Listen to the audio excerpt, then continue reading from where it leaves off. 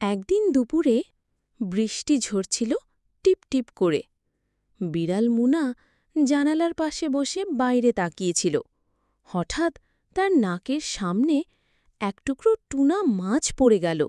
সে চমকে উঠল, চারদিকে তাকিয়ে দেখল ওপরে বারান্দায় এক পাখি মুখে মাছ নিয়ে যাচ্ছিল আর হাত ফসকে পড়ে গেছে।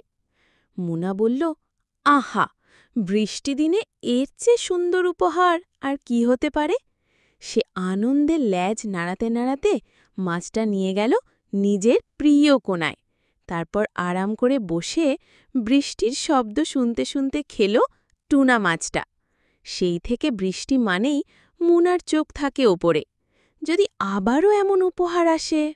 আমার প্রিয় বন্ধুরা, তোমরা সবাই আমার এই চ্যানেলটা সাবস্ক্রাইব করে দিও। সবাই